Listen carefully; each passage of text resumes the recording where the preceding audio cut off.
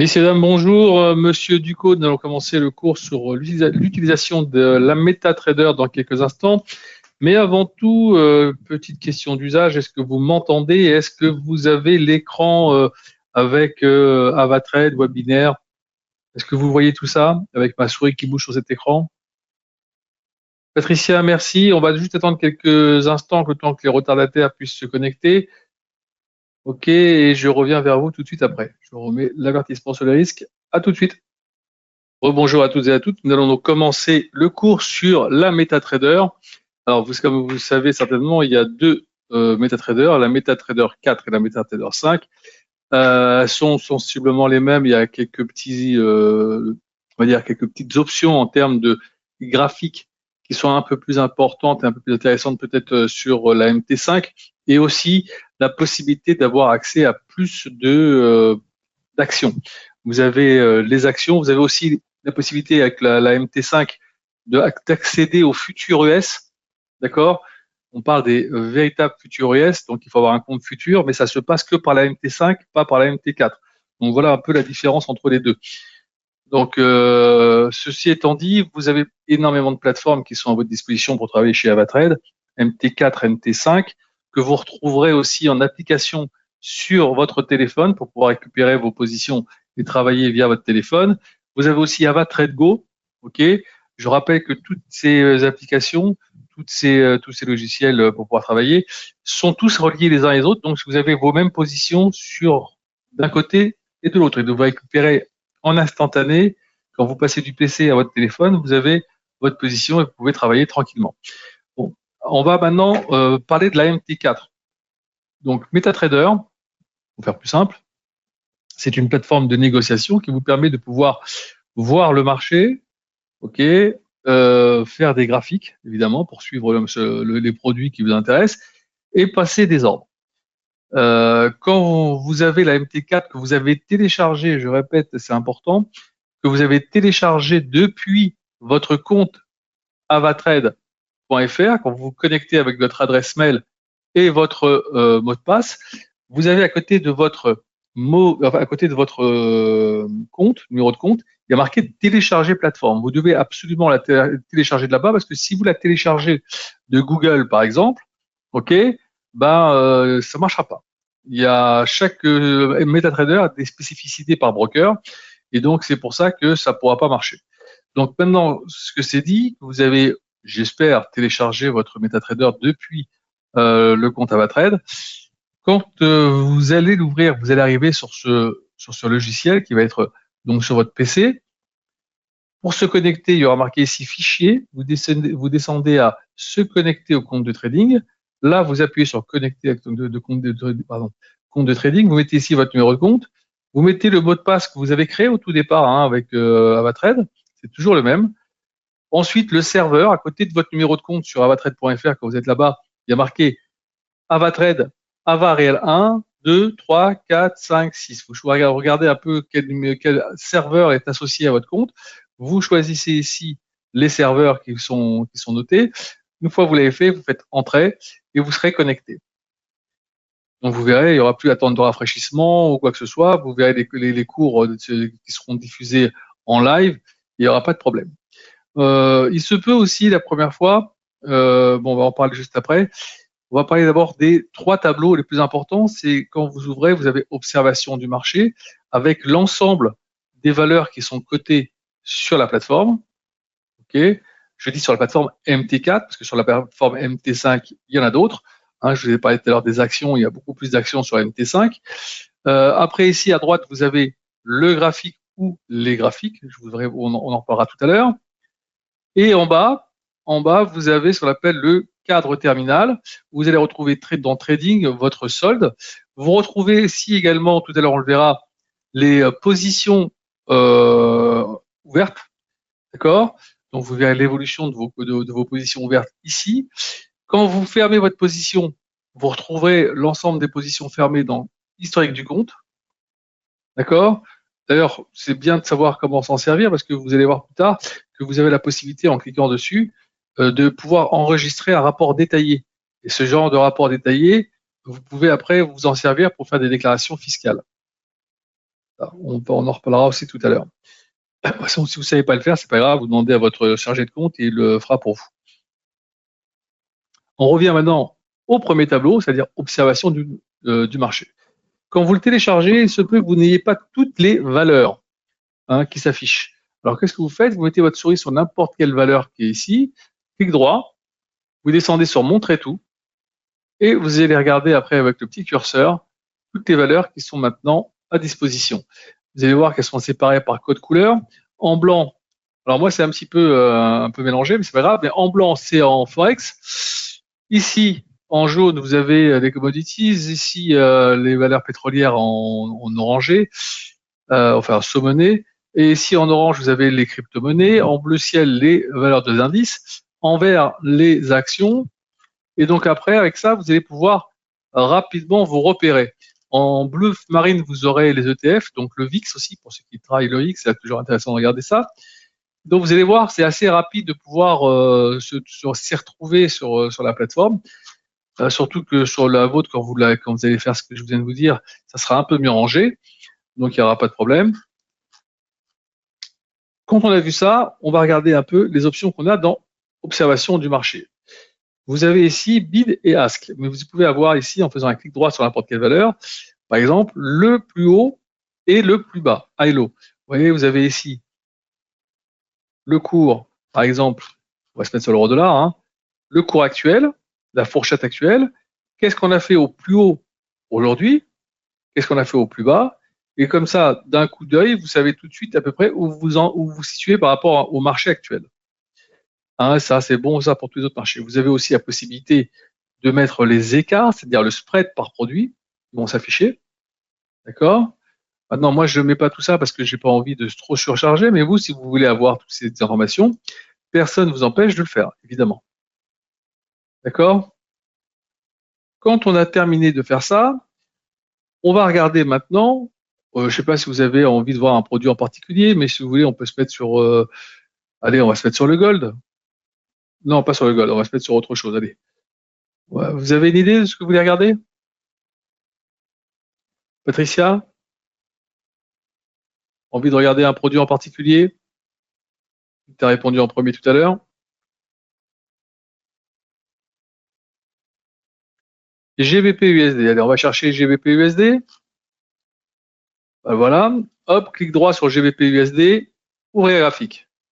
Et là, j'ai le graphique qui s'ouvre. Ici, vous avez une petite flèche, enfin un petit triangle à l'envers. Vous cliquez dessus, vous allez avoir le prix du GBP ici.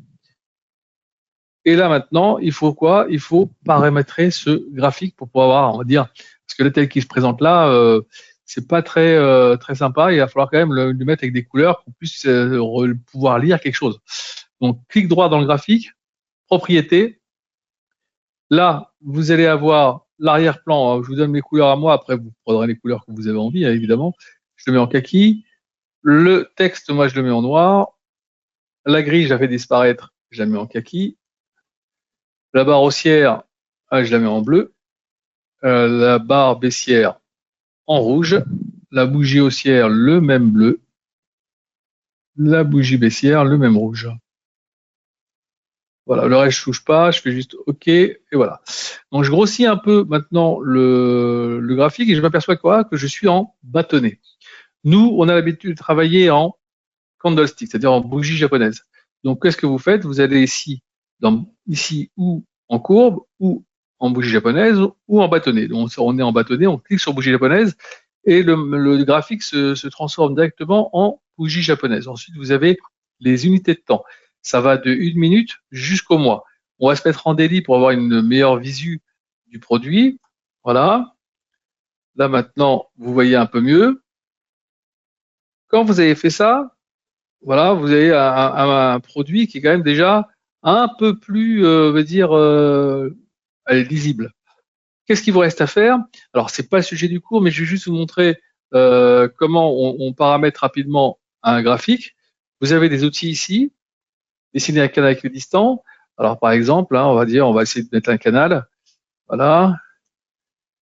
Je clique dessus. Alors là, quand vous avez 3 petits carrés, c'est là où il y a la pente. Et ici, c'est la parallèle. Alors, si on regarde bien, voilà, vous pouvez regarder ici. Alors, peut-être un petit peu...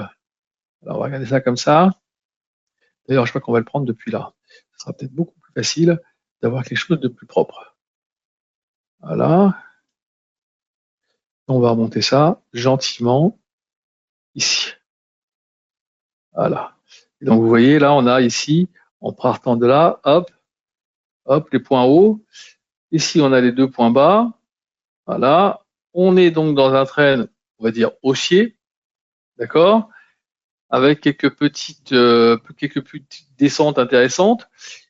Ensuite, quand vous avez fait ça, bah, après, bon, comme je vous dis, c'est pas encore le sujet du cours, vous avez plus qu'à mettre les résistances et supports. Voilà, avec les horizontales, comme ceci. Je le fais rapidement, hein. Je vous dis, il y a un cours qui est dédié aux autres analyses techniques où j'en parle un peu plus. Là, maintenant, vous allez, par exemple, sur Fibonacci, vous tirez le Fibonacci pour avoir l'ensemble des points qui sont intéressants. Voilà, donc vous avez tous les points qui sont à votre disposition. Là, ici, déjà, on voit un petit peu plus clair. Vous avez ici la possibilité encore de rajouter des petits trucs comme les bandes de Bollinger. Voilà. On peut rajouter encore ici dans oscillateur les RSI. Ok, voilà. Ouais, c'est assez simple, hein, le fait de rajouter des éléments d'analyse. Indicateur, oscillateur. Et là, je vais sur MACD, je clique dessus, hop, je fais OK. Et là, j'ai les MACD qui sont directement sur mon graphique. Voilà, vous avez, tu voyez, en l'espace de 2-3 clics, vous avez déjà commencé à mettre en place votre graphique. D'ailleurs, on voit ici sur les MACD, c'est plutôt haussier. Là aussi, c'est plutôt un petit peu haussier. Et comme je vous dis, pour l'instant, on a toujours ce petit marché qui pointe vers le haut. Donc, c'est assez intéressant de voir ça. Voilà, on va continuer. Qu'est-ce qu'il y a d'autre qu'on peut mettre en place? Bah, toujours dans l'oscillateur, on pourrait mettre aussi les stochastiques, histoire de rajouter un petit peu de... Alors, sur les stochastiques, on est en haut, mais on est en superposé. On n'a pas de décroisement qui nous dirait, attention, marché qui pourrait changer de sens. Donc, pour l'instant, peut-être des petites hausses. On reste toujours vigilant. Voilà, on pourrait avoir des petits rebonds. Aller chercher, peut-être, je vous dis, aller à 1,29, 1,29,10. C'est tout à fait possible. Donc, quand vous avez terminé ça, évidemment, il y a encore plein de choses, hein, les moyennes mobiles, tout ce que vous voulez. Pour l'instant, on va s'arrêter là et on va passer maintenant au passage d'ordre. Vous voyez, vous avez votre graphique et vous vous dites, tiens, allez, on y va, on va passer un ordre pour voir un peu ce qui se passe. J'ai plusieurs façons de passer mon ordre. Je peux aller sur GBP/USD, faire un clic droit et faire nouvel ordre. Et donc là, maintenant, vous n'avez plus qu'à passer avec un lot, on va dire, on passe un lot à l'achat. Voilà. Là, vous le voyez, ici, dans le trading, au-dessus de votre solde, numéro de l'ordre, ici, le jour et l'heure à laquelle vous l'avez passé, le sens, le buy, le volume, un lot, JVP/USD, le prix auquel vous l'avez fait, le prix auquel vous pourriez déboucler votre position, et tout en fait au bout de la ligne, vous avez ce qu'on appelle le profit ou la perte. Alors quand vous ouvrez, évidemment, vous avez toujours, hein, avec le spread, un petit négatif, d'accord? Mais une fois que le marché repart dans le sens où vous l'avez désiré, bon, bah, vous repassez rapidement en positif là-dessus. Il n'y a pas de problème. Bon, maintenant, d'ici, vous avez la possibilité de mettre ici, en choisissant de cliquer sur la ligne, clic droit, modifier au annuel ordre. Là, déjà sur l'ordre, vous pouvez mettre des stop loss ou take profit. Alors, on va mettre un stop loss. Voilà, on va choisir le stop loss et le take profit que la machine me demande. Après, évidemment, vous ferez celui que vous avez envie. Vous voyez, ils sont là, ils sont marqués. Je peux les modifier en cliquant dessus ou les enlever en faisant ça. Je fais ça, par exemple. Hop, je supprime. Je fais ça. Il me reste plus que mon take profit. Voilà. Donc, je peux modifier mon stop loss, je peux modifier mon take profit, je peux le mettre ou pas le mettre. Voilà. Et à n'importe quel moment, ça sera à vous de voir. Maintenant, vous avez envie de fermer votre ordre. Mais vous n'avez peut-être pas envie de le fermer entièrement. Vous dites, tiens, j'ai peut-être peut-être un petit peu précipité, j'ai pris un lot là-dessus, c'est peut-être beaucoup. Quand j'appuie sur la croix ici, j'ai ici ma feuille de fermeture d'ordre qui est là. Si j'appuie sur prix de clôture, je ferme. Mais voilà, j'ai mon volume qui est ici. Je dis, voilà, j'ai pris 0,5 de trop, je ferme 0,5, ok, et vous voyez, mon ordre n'a pas été supprimé, mais j'ai vendu la moitié de mon ordre. Donc, il me reste maintenant la possibilité de pouvoir travailler sur 0,5 parce que je me suis peut-être un petit peu précipité sur la prise de position. Mais ça sert aussi, si par exemple vous gagnez de l'argent, vous avez envie de mettre de côté au fur et à mesure pour asseoir un bénéfice. Alors là, par exemple, il me reste encore 0,5, je vais faire 0,3, voilà, je ferme, voilà, et je vais le faire par partie. Et jusqu'à un moment, je dis, bon allez, je ferme tout, parce que j'ai pas mis de truc, je le suis comme ça, voilà. Si vous n'avez pas mis de stop loss, voilà, je ferme tout et je suis tranquille. Vous voyez? Très simple, beaucoup de gens ne connaissent pas cette option, et ça c'est plutôt important. Alors, il se peut aussi que quand vous ayez ouvert votre plateforme, vous allez avoir un message au moment où vous allez pouvoir passer des ordres. Alors, je vais vous montrer, ça c'est important. Option, trading, trading en un clic. Vous avez eu ça, trading en un clic, et vous avez peut-être accepté malencontreusement. Vous avez fait ça, ok, et vous avez fait, voilà. Donc, si vous avez accepté cette option, qu'est-ce qui se passe? Je vous ai montré ici qu'on pouvait négocier depuis ce niveau-là en marquant ici une nouvelle ordre. Mais également d'ici. Et regardez là, si je me mets ici sur buy, et que je passe ici, allez, on va dire un lot par exemple, j'appuie là, regardez en bas, j'ai acheté. J'appuie là, j'ai vendu. J'ai vendu, j'ai acheté, voilà, à une vitesse assez impressionnante.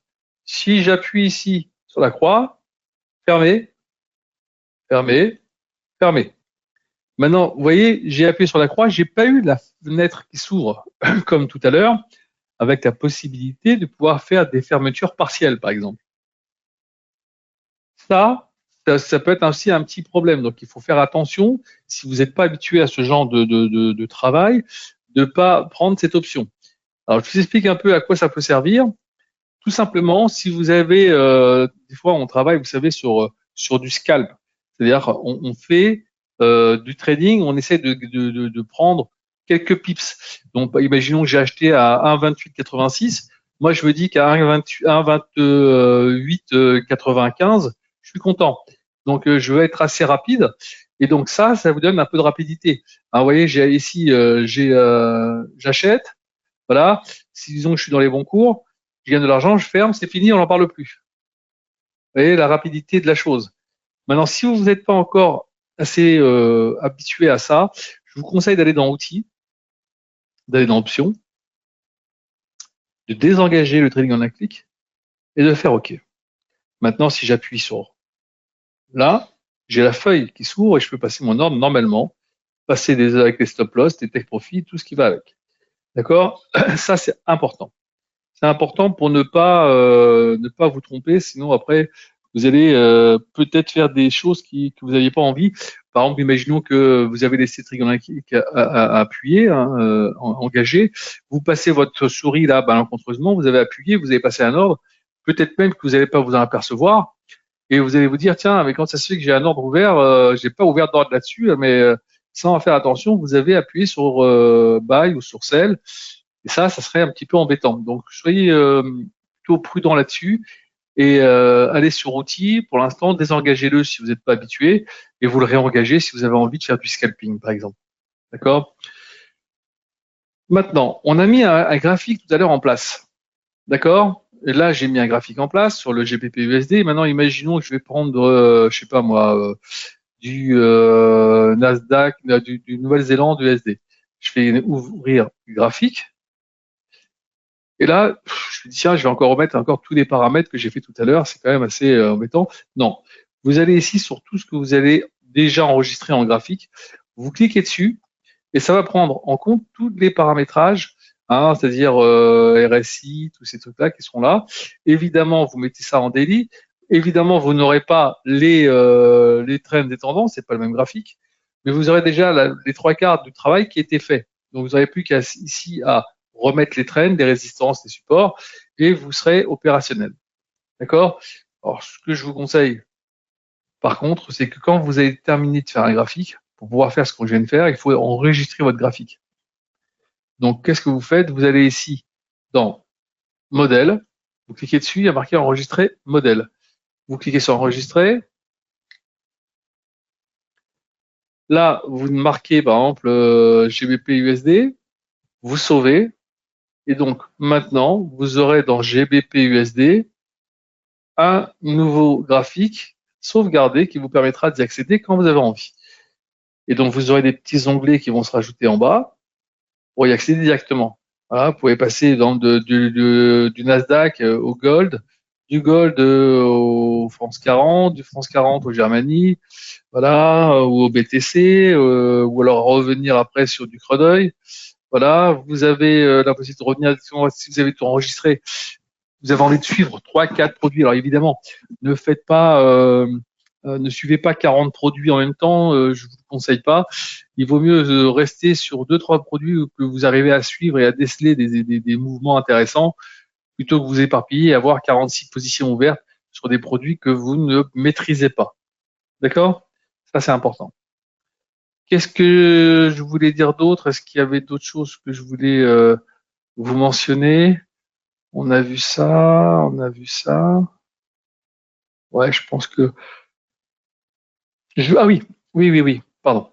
Très souvent, on nous envoie des petits mails en nous disant en panique, Monsieur Ducot ou une autre personne de la société, je ne retrouve plus mon cadre terminal, je ne retrouve plus mes positions, parce que vous avez peut-être cliqué sur la croix et vous l'avez fait disparaître et vous ne savez plus comment faire pour le récupérer. Pas de panique, vous retournez dans l'affichage, observation du marché, hop, cadre terminal, et ça réapparaît. Alors, faites aussi attention, des fois, on a tendance à vouloir baisser un peu ici pour gagner de la place. Il y en a qui vont le chercher et qui vont le ramener trop bas. Et après, ils ne le retrouvent plus et ils galèrent pour pouvoir faire remonter. Donc, faites attention à ça.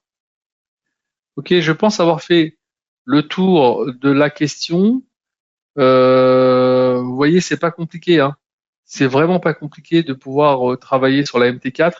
Comme vous avez pu vous en apercevoir, elle est quand même assez conviviale. Ah oui, tout à l'heure, on avait parlé au tout début, je vous disais, vous avez un ou plusieurs graphiques. Là, vous voyez, vous avez un graphique. Mais si j'ai plusieurs graphiques ici, j'appuie ici, par exemple, sur ce petit carré ici, là, j'ai tous les produits que j'ai enregistrés chez moi qui sont disponibles. Ensuite, je peux l'aménager comme je veux. Imaginons, je veux garder de l'euro USD, je fais ça. Ok, je le tire un peu par là. Voilà. Je veux maintenant regarder le GBP USD. Je fais ça. Je le remonte un peu. Voilà. Et j'ai mes deux graphiques qui sont à disposition devant moi. Je peux les regarder en permanence, voir un peu comment ils se comportent. Alors, j'ai mis deux, vous pouvez en mettre 3, 4, 5. Voilà. Vous suivez un peu les produits qui vous intéressent. Vous voyez, c'est quand même assez sympa, ces petites options. Et avec ce qu'on vient de voir, je pense qu'elle devrait vous permettre de travailler de façon optimale. Sinon, passez un bon week-end. Ok, faites attention. Il y a un chiffre intéressant cet après-midi avec l'indice des confiances des consommateurs Michigan. Ça, c'est important de regarder ça. Et évidemment, on attend toujours de savoir ce qui va se passer avec ce fameux cessez-le-feu à Gaza. Est-ce que ça va être accepté par le Hamas ou pas? C'est la question que tout le monde se pose. En tout cas, on est peut-être toujours sur un conflit ouvert régional qui peut faire beaucoup vaciller les marchés. Donc, soyez prudents. À bientôt. Passez un bon week-end, peut-être de bonnes vacances pour ceux qui sont en vacances et ceux qui vont partir. Eh ben, écoutez, passez de bonnes vacances et ceux qui sont déjà revenus, ben, il faut se mettre au travail. À bientôt.